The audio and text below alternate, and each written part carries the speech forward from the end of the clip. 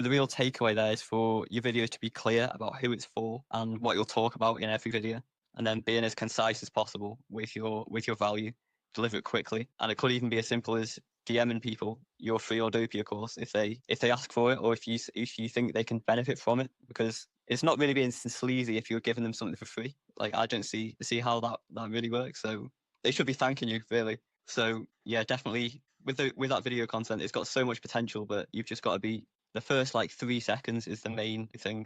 You've really got to nail that, and it'll go far. Dan, fantastic advice. One thing I love that Steve's done is created a fantastic free course, so we can come into that. As interesting talking about giving away stuff for free. And we can come on to lead magnets in a minute, Dan. But Steve, I love this idea of a free course. Tell us a little bit more about that. What was the idea behind it? And again, what sort of person would really benefit from this? Yeah. So that perfect timing for that, because it's going to be going live on probably tomorrow, actually. Fingers crossed it goes out tomorrow. So yeah, very topical. And it's on from redundancy to reinvention. So a bit of a clue in the title, but actually goes a bit deeper than that. So in my coaching work, one of the strains that I work with is being hired by businesses when they're offboarding people. So, companies sometimes get in a position where they've got to make cuts. I work with some of those businesses that have got, real care for their people. So supporting the people that are being impacted by redundancy to help them get ready for the next stage. So what I've tried to do with this is capture all the elements of that into a course, because ultimately I've been made redundant twice in my life, and it's not a great experience. First time it knocked me for 6 because it was unexpected. Second time, do you know what? I was kind of ready for it, because it was I kind of had all those skills, because I'd had my way of working, and I'd sort of like learned from the first time. So I wanted to share this with as many people as possible, because not many businesses invest in extra support for offboarding.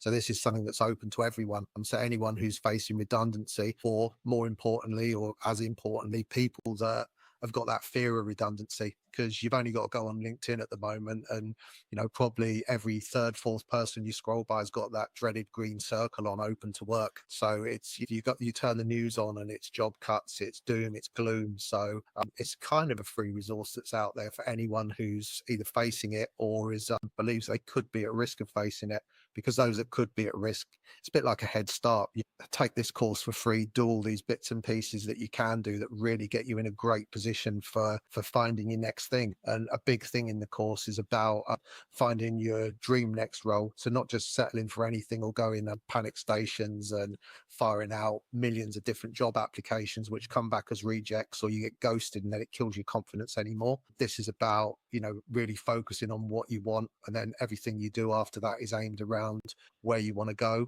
and the person that could be recruiting for that dream role. Wow, Steve, what powerful stuff. Dan, I've got some serious questions for you about that in a minute. Steve, I just want to say that is amazing. And you can't lead others down a path if you haven't walked it yourself. And that narrative identity, that storytelling from being in that position, lived it, learned from it, gone through it twice, there to help others. What an amazing thing. What an amazing experience for people that can read it, And obviously, what an opportunity to come on a podcast like this and to talk about it. But Dan, how would you repurpose that message? How would you go about getting out that storytelling narrative that he needs to get out? This idea that you can't lead others down a path if you haven't walked it yourself. What's the best way that Steve can put out his